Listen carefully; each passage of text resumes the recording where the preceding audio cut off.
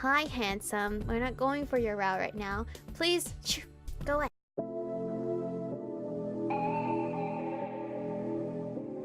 We're born in the moonlight. Ain't no fair to say. Can't breathe in the sunlight. Hello, beautifuls. This is Aromie here, and welcome back to Changeling. We are here about to start a whole new spanking story. I actually had to skip all the way to like new game, so then we can get. Stay calm. We can get to William's route, so we can actually take the bag to the bins out front, or take the box to the back. I think I went to the backyard to see Danny and Elliot. Oh, I don't remember if I tried again or ignored him. Well, since we're starting fresh, we might as well start from page 1. Try again. Oh, I didn't try again last time, so we're gonna try again and talk to Spencer. But I had to go all the way back to the beginning because we didn't talk to William at all in the first time when I did the prologue. So we're gonna do that so we can get to pick William. I know being back has probably brought up some bad memories. I know that you're still angry at me. You didn't say anything. But if we could just talk about it, we can't talk about it. I winced as he started yelling. Ugh. This was a bad plan. You try to act so innocent when mom and dad are around. You try to go on as if nothing happened because you've forgotten. Some of us can't just forget. I never said I forgot. I said I can't remember. It might have been silly to make a distraction, but the way he used the word forgotten made it sound too deliberate somehow. I took a deep breath and leveled a serious look at him. If I recall, you told everyone you couldn't remember either.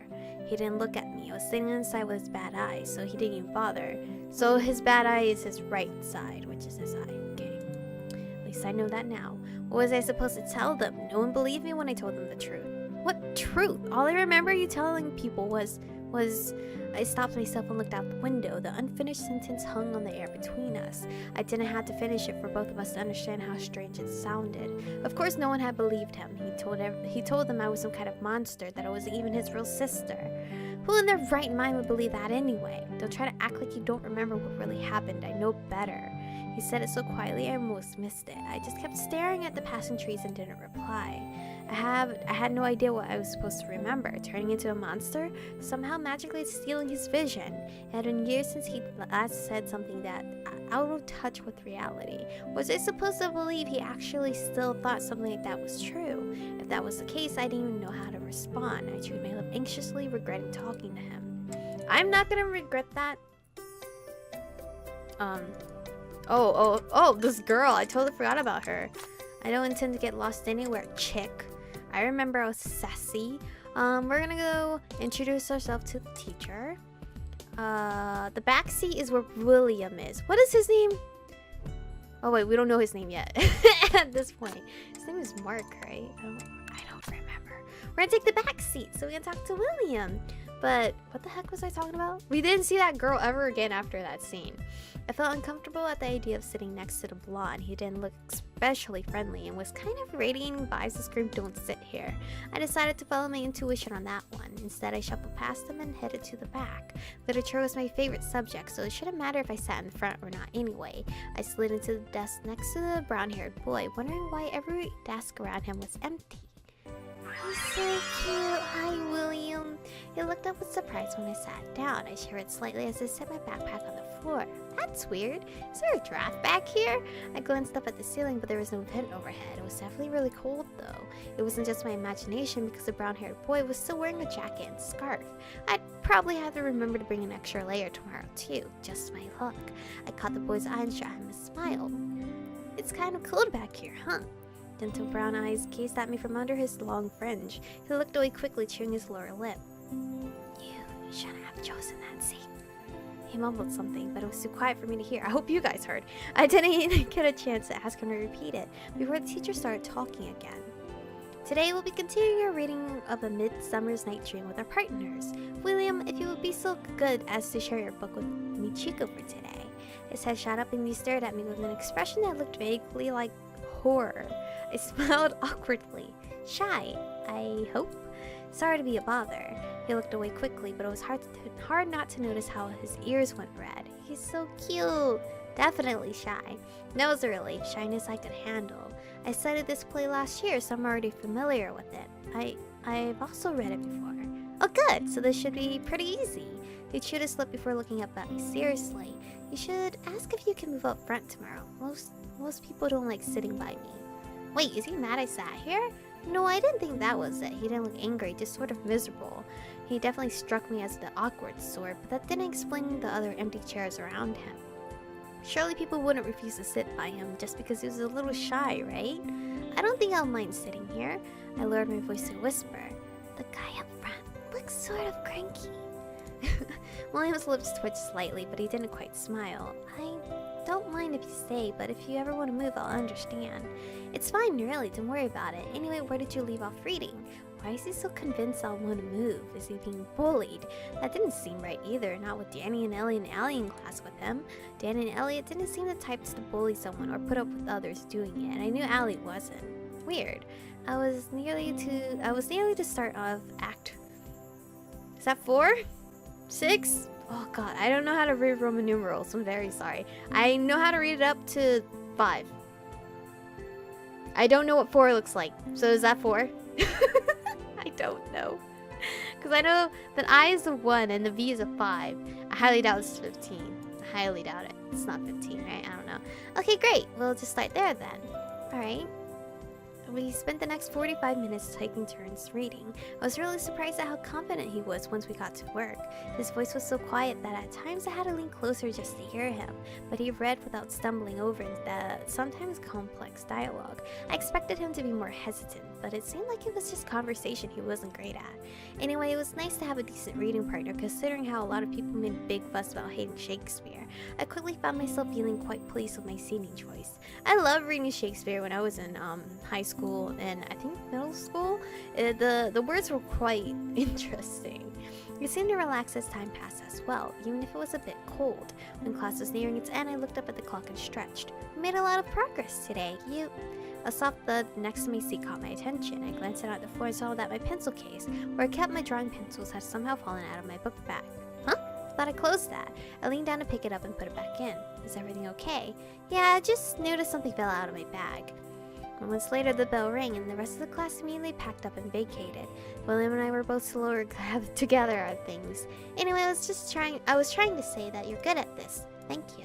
I actually have a big soft spot for Shakespeare. Pretty much everyone I know thinks it's weird. It's not weird. I mean, I don't think it's weird anyway. I also like Shakespeare. Oh, look at us. Connecting. I'm glad it's more fun to sit by someone who also likes it. I'll see you later. Sure, see you. Our eyes met again and he gave me the sweetest smile before heading out the door. Oh. No matter what he said, I didn't think I would regret sitting by him at all. Anyone who likes Shakespeare couldn't be that bad at the very least. I leaned to pick up my book bag and the pencil case was laying on the floor next to it. I just picked this up. Maybe I didn't put it in all the way? Frowning slightly, I picked it up and put it securely in my book bag. Allie was over in one corner surrounding people I didn't know, so I decided to just head to my next class and catch her later. Alright. Hi, Corbin. We're gonna dive in because that's what I did last time. It didn't take me too long. The students crowding into the door were a dead giveaway. Oh, okay, this is new content apparently. Allie was nowhere in sight, unfortunately, so I just grabbed a more or less decent looking sandwich and found an empty spot to eat alone. I was so thrilled to be doing that on my first day. I had barely touched my lunch when someone dropped a leather satchel on the table in front of me. Hi, handsome. We're not going for your route right now. Please, go away. I looked up and right into the blue eyes of the blonde guy from literature, the cranky one from the front of the class. The look on his face was not encouraging. It was sort of that look a person gets when they step on something really gross, like chewing gum. And, of course, it was directed at me. Already glad I'm not sitting by him in class. This is where I sit. For lunch. This is where I sit for lunch, so you can go elsewhere. Excuse me? Nope. I was definitely not going to let him talk to me like that. What a charmer. How about no, I was here first. He leaned down and placed both hands on the table, glaring at me. I swallowed nervously, my bravado evaporating instantly. Okay. Scary. I don't care. I said you can leave. Hey, Mark. Hey, oh, his name is Mark. I was right. Okay, I was right about somebody's name. Hey, Mark. Hey, Michiko. I was relieved when a familiar face showed up, slinging an arm across the blonde's shoulder as he grinned down at me. Hey, Danny. I didn't get a chance to say hi in literature. It's okay, you're surrounded, and Allie was either going to introduce me to the teacher or pull my arm out of its socket if I didn't comply. Good. Oh, good. Glad you chose to comply then. Yeah, autonomy wasn't quite worth losing an arm. Mark shrugged away from Danny's arm and brushed off his sleeve, glaring at us both in turn. So you two know each other. Do you think you can kindly ask her to leave my table? Danny gave Mark a pained look, but the blonde boy didn't budge. Come on, Mark, she's new. You could at least give it a week before you start drawing lines everywhere and declaring where your territory is. I prefer eating alone, you know that. Danny sighed. Right? Yes, I do remember that. He gave me an unapologetic smile. I was getting used to seeing that sort of smile from him. At least this time didn't involve me getting hit in the head. In any case, I was going to see if you wanted to come and eat with me and Ellie and everyone else. Mark can be sort of antisocial, but he's not a bad guy. He doesn't mean any harm. Of course he didn't. He was just rudely kicking me out of his spot and trying to intimidate me. I said I didn't really get why I should have to put up with people being rude to me for no reason, and I wasn't really up for a pity invite to the popular table. Thanks anyway. I think I lost my appetite. Fortunately, I hadn't unloaded anything from my backpack, so I just snatched it up and started away from the table. I wanted to ignore Danny's frown, but there was something inherently puppy dog about it that warranted some kind of response. Thanks for the offer. Really, I'm just not up for it right now. Oh, damn, I'm so sad. This route, she just got bullied out of the freaking lunch, cafeteria.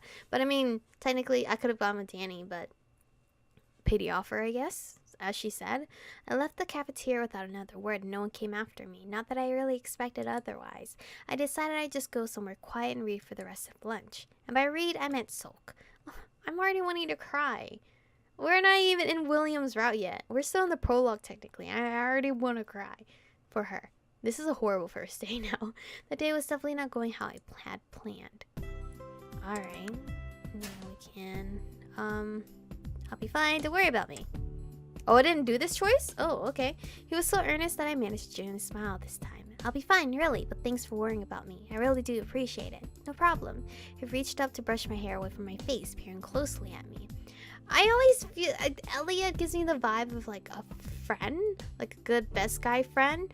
Where I don't ever envision him, I guess I'm envisioning him as, a younger brother. And not someone as, an older brother where, brushing my hair and all that. I don't envision Elliot doing that. So this is kind of, giving me a mind blown. Oh, yeah, he's not, a little brother to me. I don't know why I'm seeing him as a little brother to me. I'm sorry.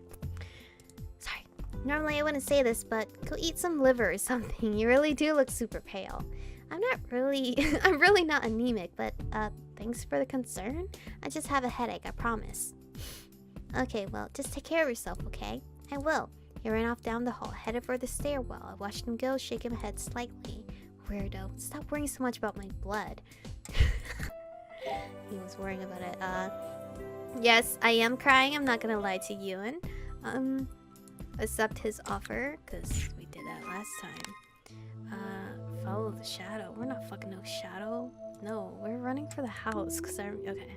Yeah. Defend Spencer? We could defend Spencer? Should I be a brave sister here? Even though I don't know if this is gonna affect our relationship at all, that I'm actually trying to reach out for Spencer more than usual. Okay, yeah, I didn't defend Spencer last time, because I was really sassy in the last time with Spencer. I hated myself for it, but I couldn't let him suffer. Dad, just let him use the car. I already have another ride. They both looked at me in surprise. I couldn't blame them. My defending him was probably the last thing they expect, because Spencer did leave me at school. But let's play the good route this time with Spencer. Actually be on his side, even though he's being a total jerk to us. I was having a rough day yesterday, so it doesn't even matter. Everything just was shit. Yesterday, you were pretty eager to see Spencer punished. Well, yesterday I was still mad, and I do think he deserves the work he's getting, because that was a lousy thing to do, Spencer. I sighed and gave up on breakfast, pushing my plate away. But I mean, there's no point in the car just sitting there. It's cold, so it'll probably sap the battery, and that'll be a pain, and just, I don't know. He's going to suffer enough having to put up with you and Grandpa in the same room with each other every afternoon. She's not wrong. Thank you, Courtney. That's helpful. I try. Are you sure about this, Pichico? I mean, you're the one he left there. I shrugged. It sucked, but it wasn't worth this. Besides, there was a part of me that just didn't want to deal with him being even angrier at me than he was already was. I'm fine with it. Just let him use it. Dad mulled it over for a long time. If she's okay with it, why not let him use the car? It'll be a burden for everyone if you have to pick him up every day for a month. Fine, the driving part of your sentence is revoked, but the chores and work at the showroom stand. Spencer looked enormously relieved. He grabbed his book off the counter and immediately headed out the door, but he paused as he passed by the table. For the first time in a really, really long time, I felt his hand ruffling my hair. What? What? Bitch, what? What did you just do? Whoa! I looked up in surprise to see him give me a really sad look. Oh, Spencer! Thanks. Oh, this route was way better! And he was gone. I was kind of stunned. Oh, are we twins though? He treated me like, for once you look like a big brother at one point. I was just rinsing our breakfast dishes when I heard Allie honking. Wow, that was actually real cute. I didn't mind that at all. That was pretty nice. Nice, Spencer. I don't think those incidents have anything to do with this. You said my family might not be cryptics though. Alright, yeah, falling head. That's kind of scary. Ugh. The tree guy. Human psychics? Werewolves, fairies. Fairies is Ewan. Werewolves, obviously Danny. Wizards and witches is Corvin, right? Or is Corvin human physics? If it's not William, I'm going back. If it's not William, I'm going back, okay, guys? Is it human physics? Human physics, right? Corvin's a wizard, right? I don't know human physics, I guess. It was difficult to choose from such a random list. How could I know which one was relevant to me? Or which one might be the most useful? I didn't think I was really ready to read about bridge occupants. Then again, that wasn't a selection on the list anyway. I ended up choosing to read about human physics. Starting with something human was less alarming than some of the others. Though I was in a magic library, picking out research material on magic people to learn about myself and how to stay out of danger. That in and of itself was kind of alarming, but I listened and seemed surprised by my choice. He just nodded and let out a shrill whistle that echoed through the library. Oh shoot, I'm over time, but I really want to see who we end up with. If it's not William, we'll cut the episode and go to the next episode. End this episode, go to the next episode, whatever. What I expected was some sort of magic library minion to wander out from the stacks, but it was actually something a little less jarring. The book just floated out of the shelves right to us. I could hear it whistling through the air even before it came into view and zipped into Vilos' waiting hands. He immediately handed it to me. I took it gingerly, half expecting it to go flying off again. Thank you. Not at all. Ellie looked at me curiously as she led me to a nearby table. Excuse me. You okay? Yeah, just a little, freaked out. I mean, not by this place, just sort of in general. And my arms hurt. And Ellie laughed gently and rubbed my back. I've been there, believe me. Anyway, I need to go call the agency and get a team. Wait, I already read this part before. Whatever. Team out there to look for whatever accosted you earlier. I'm going to send someone in to sit with you. She cut me off before I could protest. I know you don't need a babysitter, but I'd rather not leave you here alone. Vilos is here. Ellie glanced back at the quiet man behind the desk. Like I said, I'd rather not leave you here alone. Fine, I'm not going to argue with someone who can probably turn me into a frog if I take her off. Please, if I wanted to do anything like that, you'd have relocated to the bog years ago. She stuck her tongue out and quickly went back to the club room. I sighed and rubbed at my eyes before pulling the book closer. I opened to the first page, staring down at the words blankly. After a moment, I leaned forward and started reading. Humans are one of the few races with no inherent... Can I not skip this? Oh, I guess not. No inherent magic abilities as a species. However, there are some humans who develop innate non-magic abilities. These are what normal humans call psychics or espers. I don't think this is William. Media has portrayed psychics with a vast array of phony fortune-telling and spoon-bending powers, but the reality is actually far different. The most common psychic ability is the ability to see the paranormal. Generally speaking, paranormal in this sense refers to spirits and ghosts. There are, however, psychics who have sights that goes far beyond the spirit realm. I I guess that made sense. It wasn't like the concept of psychics being able to see dead people was new. Many psychics develop a variety of telekinetic or telepathic abilities, but some never achieve anything more than a sensitivity to certain types of supernatural activity. This feels a lot like Corvin, so I'm quite worried. Huh, so I guess all that stuff is real then. It shouldn't have come as a shock considering I was sitting in a magic library. I couldn't help but wonder just how large the paranormal community actually was. It seemed to be that keeping all this a secret from the rest of society must be a monumental task. I look back at the text in front of me. Though physics often have no talent for magic, or psychics. Sorry, have no talent for magic. Some are able to learn to channel energy for the sake of repelling or vanquishing spirits and other paranormals. Cryptics that consume life force have described espers as being easy targets and very desirable prey. Consume life force? There are things that do that. I have just decided that I totally don't want to be a psychic. Thank you very much. I slammed the book shut and pushed it away just as someone else walked up to the table. Please, dear Lord, be William, or I have to open the guide and figure out how to get William. Please. It's William. You have to consume life force, William? Oh, William. We got William. I'm so happy. I want to cry. Started, I looked up to see William Lee, my reading partner from literature. I am so happy, guys. I really thought I fucked up. I guess Corvin is a wizard. I guess. It really felt like I was reading Corvin, but I guess it's more like his brother kind of way, because his brother can kind of see in the future-ish. I don't know. It just, for some reason I thought of Corvin, and I was praying it was a Corvin. So here we are, the beautiful William. We're gonna go to William's route, guys. I'm so stoked. Hi, William. It's been a hot minute, probably like 2 months, to finally get to your route. But anyway, thank you guys for watching today's episode. We're officially on William's route, and I hope you guys are excited. I don't know who I'm gonna try to go after William. I really want to go for Mark, just because he was very my aesthetic, the cold, mysterious type of guy. He didn't have the hair color and everything, because William has that, so it doesn't matter.